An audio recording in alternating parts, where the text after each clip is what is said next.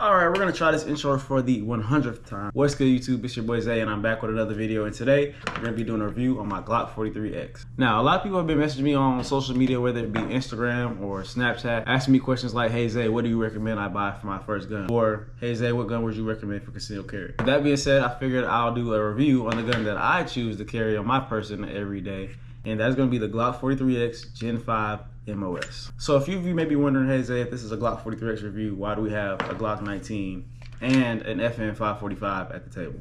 And the reason for that is because the main question I'm looking to answer in this video is how well does the Glock 43X serve its purpose? And to know how well it serves its purpose, we first must know what its purpose is. And for that, I'm going to be using these two other guns that you see here. This is my FN 545, which would be considered a full-size pistol. Full-size pistols are meant generally to be carried outside the waistband, so if you do see someone with a full-size pistol, it's generally going to be along their waist where it's visible to you. They're either on duty or maybe at the range or doing some type of work where it's not really necessary for them to conceal the fact that they are carrying a firearm. Now, on the other hand, we have my Glock 43X. This pistol is considered a subcompact pistol, and if you can't already tell, it's a lot smaller than my FN 545.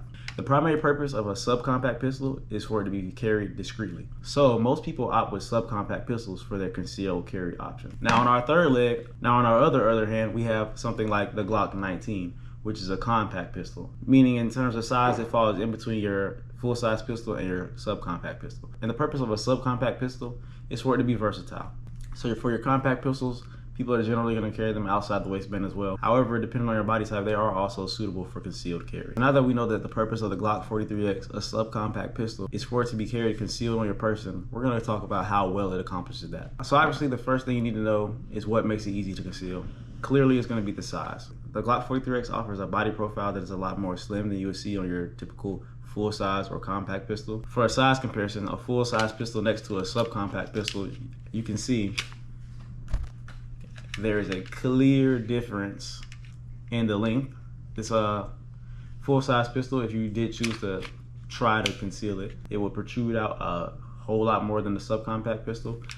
And I'm not sure if you can tell, but the body profile on the subcompact pistol is a lot slimmer than that of the full-size pistol. And with your frame being so much more slim than that of a full-size pistol, you do have to make some sacrifices. And unfortunately on the Glock 43X, that small frame comes at the cost of ammo capacity. So as you can see, a factory Glock mag for the 43X only has a capacity of 10 rounds. However, it is a Glock, so there are various aftermarket magazine options. For those of you who do decide to run aftermarket mags on your Glock 43X, there are a few things that you need to consider. There have been cases where people who run metal mags on their Glock 43X have experienced damage to their mag release. To resolve that issue, you can either swap out the factory plastic mag release in exchange for a more durable metal mag release. And also they do make metal magazines with this plastic piece you see here to help mitigate the wear and tear on your mag release. Another disclaimer: if you choose to run metal mags with your Glock 43X, I highly cannot stress this enough. Do your research. Do your research. If you go with an aftermarket mag for your Glock, check the reviews, and most importantly, function check those mags. Run them at the gun range, ensure that they function properly. This mag that you see here is not one that I recommend. I just have it here for the purpose of this video. It's actually the Palmetto State Armory PSA Dagger mag. It's a double stack metal magazine. It fits flush into my Glock, no problem. I'm about to move my head. I'm not gonna flag myself. This is so you can see the back profile of it. It fits very flush into the magazine. It doesn't protrude at all. Overall, nice fitment. But when it comes to function, I've had some problems with this magazine. As you can see here, if I pull the slide back, as it should, it locks back because there's an empty mag in here. However, when I took this gun to the range to test out the magazine, I discovered quickly that once you fire the last round of your magazine, the slide does not lock back.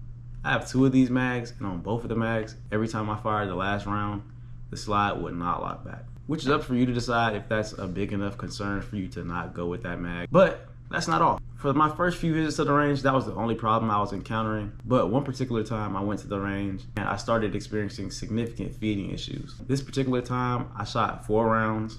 And at the 4th round, I had a bolt action pistol in my hand. Every subsequent round after that 4th round would not feed correctly.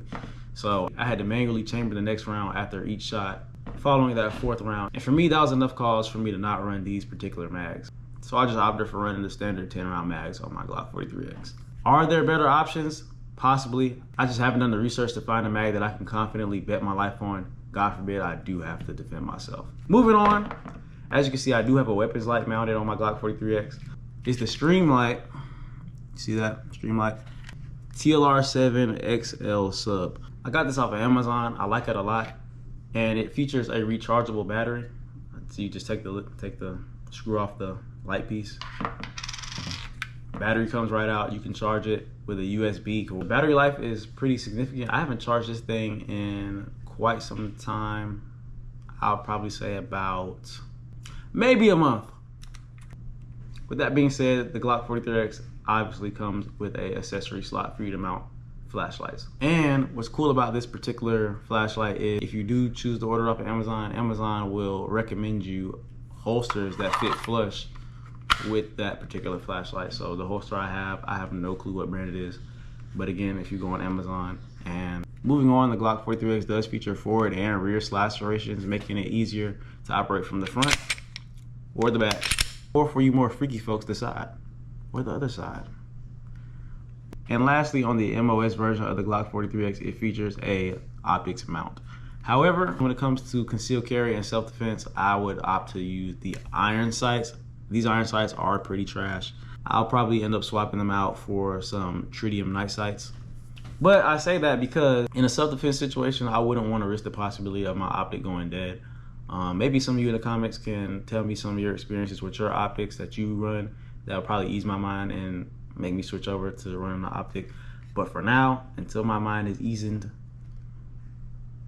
until my mind is at ease, I'm gonna run the iron sight. There isn't too much more to say about the Glock 43X. I will say that my experience carrying it has been phenomenal. I come from carrying the Glock 19, and it is a noticeable difference. I can carry my Glock 43X much more comfortably. Sometimes it doesn't even feel like it's there. Its slimmer profile makes it a lot less visible to people who are around you, so it's way easier to conceal. You don't have to wear no crazy clothing to easily.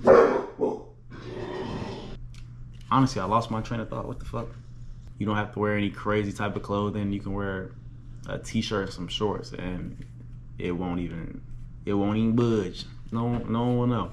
And I can't say that for my Glock 19. Sometimes with certain clothing, maybe the holster and flashlight I chose to go with, it's situations where my Glock 19 will create a visual bulge on my clothing. The Glock 43X does not have that problem. So carrying it is a breeze. It's very comfortable. Again, very easy to conceal. And I would recommend this to anyone for their first firearm purchase, or if they're looking to find a good concealed carry, I would recommend the Glock 43X. With that being said, that is going to conclude my review of my Glock 43X. As always, if there's anything I didn't cover that you feel I should have, drop a comment, let me know down below. For my next review, we're going to be reviewing my SIG MPX, so if you want to see that, subscribe to the channel, stay tuned, and be on the lookout for that. So finally, if you made it this far into the video, I just want to say thank you. I appreciate you. You obviously made it this far for a reason, so go ahead and subscribe. You clearly like this shit. So this shit just makes sense. If I watch a whole video, that probably means I like the fucking video, so subscribe to the channel. Nah, man, I'm bullshitting. But if you did make it this far, from me to you, thank you. Appreciate it. Like I said 3 seconds ago, subscribe to the channel if you want to see a review on my SIG MPX. Again, subscribe like I said 2 seconds ago. I probably done said this shit like 3 times, but in all seriousness, if you made it this far, from me to you, thank you. I love you guys. Have a good day.